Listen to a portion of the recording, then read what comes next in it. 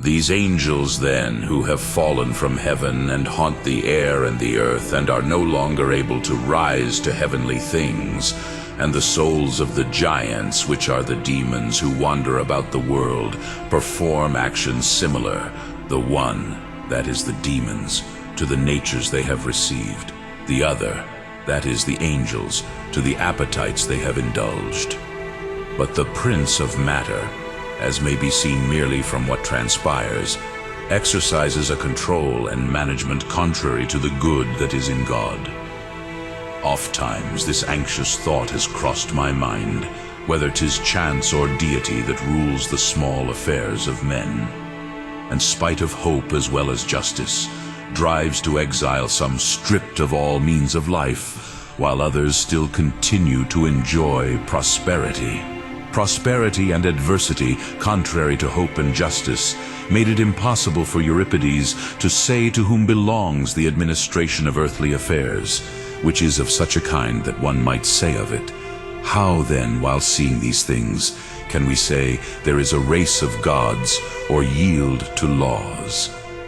The same thing led Aristotle to say that the things below the heaven are not under the care of Providence, although the eternal providence of God concerns itself equally with us below. The earth, let willingness move her or not, must herbs produce, and thus sustain my flocks, and addresses itself to the deserving individually, according to truth and not according to opinion. And all other things, according to the general constitution of nature, are provided for by the law of reason. But because the demoniac movements and operations proceeding from the adverse spirit produce these disorderly sallies, and moreover move men, some in one way and some in another, as individuals and as nations, separately and in common, in accordance with the tendency of matter on the one hand, and of the affinity for divine things on the other, from within and from without. Some who are of no mean reputation have therefore thought that this universe is constituted without any definite order, and is driven hither and thither by an irrational chance. But they do not understand that of those things which belong to the constitution of the whole world, there is nothing out of order or neglected, but that each one of them has been produced by reason, and that therefore they do not transgress the order prescribed to them.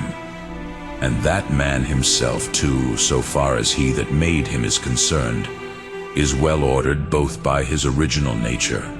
which has one common character for all, and by the constitution of his body, which does not transgress the law imposed upon it, and by the termination of his life, which remains equal and common to all alike,